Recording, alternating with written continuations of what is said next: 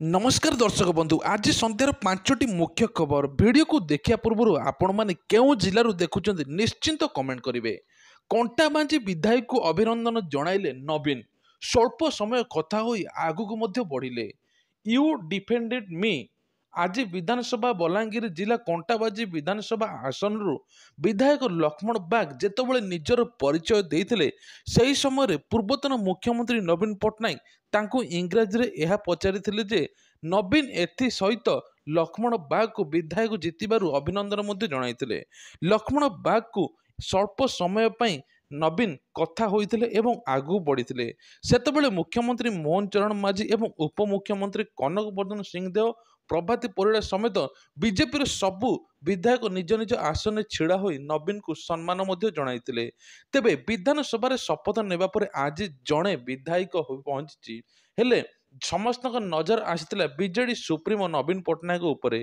किछि विधायक पहुंचिया परे विधानसभा पहुंचथिले नवीन विधानसभा पहुंचिया परे बीजेडी विधायक माने तांकु स्वागत करी गृह भितर को अणाइथिले। तेबे दीर्घ 24 वर्ष भितर नवीन विधानसभा को आसीबा एवं आजिर आसीबा अलगा थिला।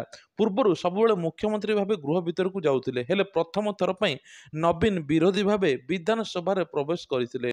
तेबे साधारण निर्वाचन 2024 रे निर्वाचित विधायक माने मंगलवार दिन गृह रे शपथ ग्रहण करिसंती। एही क्रम रे सेठारे हिंजिली विधायक तथा पूर्वतन मुख्यमंत्री नवीन पट्टनायक मध्य शपथ नैछंती। शपथ ग्रहण पई नवीन पट्टनायक हस हस मुहरे विधानसभा रे पहुंचथिले।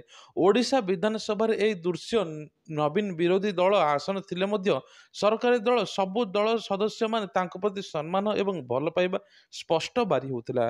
नवीन हस हस मुहरे समस्त मध्य धन्यवाद जणाइथिले। अपराह्न 2टाରୁ 5टा जाए श्रीजीव को सर्वसाधारण दर्शन बंद। तेबे अपराह्न 2टाରୁ 3 घंटा जाए श्रीजीव को सर्वसाधारण दर्शन बंद रहिबो। एने श्री जगन्नाथ मंदिर प्रशासन पक्षर सूचना देछि। एथिरे कुहा जायछि जे एबे शुक्ल एकादशी तिथि रे श्रीमंदिर रुक्मणी हरण एकादशी अनुष्ठित हेबो। तेबे अपराह्न 2टाରୁ 5टा पर्यंत साधारण दर्शन बंद रहिबो। गोष्ठी संघर्ष परे बालेश्वर पौरांचल अनिर्दिष्ट काल पई कर्फ्यू जारी। तेबे बालेश्वर गोष्ठी संघर्ष घटिया परे स्थिति नियंत्रण पई बालेश्वर पौरांचल अनिर्दिष्ट काल पई कर्फ्यू जारी होईची। आज बालेश्वर दुकान बजार स्कूल कॉलेज बंद रही। बालेश्वर बस चलाचल मध्य बाधा प्राप्त होईची। घर न बाहर को पुलिस प्रशासन पक्षर परामर्श मध्य दी जाइछि। एपरिकी संवेदनशील स्थान रे इंटरनेट सेवा को मध्य बंद करा जाइछि। बालेश्वर संजोग सबु रास्ता सील करा जाइछि। एने बालेश्वर आरक्षी अधीक्षक मध्य कहिसंती। परिस्थिति को नियंत्रण पर मुख्यमंत्री मोहन चरण माझी निर्देश देइछन जे बालेश्वर रे प्रताप षडंगी एवं सदर विधायक मानस दत्त जिलापाल एवं एसपी सहित बैठक करी स्थिति नियंत्रण पर दृढ़ पदक्षेप नेबाकू कहिसंती। सांसद और विधायक शांति शृंखला रक्षा करिया पई बालेश्वरवासी को निवेदन मध्य करिसंती। तेबे बालेश्वर सदर सुनहट अंचल रे गतकाली दुई गोष्ठी मध्य गंडगोल होइतिला, जाहाकु नै विलंबित राति उत्तेजना मध्य देखाइतिला। दुई गोष्ठी परस्पर को आक्रमण करथिले। परस्पर को पत्थर काचर बोतल फोपाड़ीबार पुलिस कर्मचारी मध्य 10 जन आहत होई लहुलुहाण होइतिले। बालेश्वर विशेष कर गुड़ा पोखरी मोतीमंज सिनेमा छक आदि अंचल रे हिंसा प्रतिहिंसा होइतिला। तेणु हिंसाकारी माने विभिन्न साही रे लोक पसी घर को ठेला पत्र मारितिले। तेणु एने कर्फ्यू मध्य जारी रहिछि। निर्वाचन पर बढ़ुची दर, अत्यावश्यक सामग्री बजार रे महंगा माड़, लोक कौन भी करिवे कौन। देश में लोकसभा निर्वाचन पर समेत 4टी राज्य में विधानसभा निर्वाचन फल प्रकाश पाया पर केंद्र और राज्य में नुआ नुआ सरकार गठन होईची। एभली परिस्थिति रे गत किछि दिन मध्य देश में अधिकांश खाद्य सामग्री दर बढ़ी जाइछि।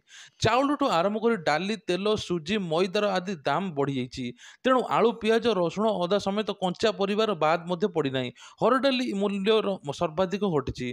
तेबे मासक मध्य किलोग्राम पिछा 15-20 टंका वृद्धि पाई हर डाली एवं 170 रे पहुंचिकी एबे 200 पहुंची गलानी। या फल खुचरा व्यवसायी मैंने हर डाली 180 टंकार किणुचंती, तापर 200 पाखापाखि बिकुचंती। सेही भली बुट डाली सामग्री मध्य रही 74 रु एबे 82 टंका रही।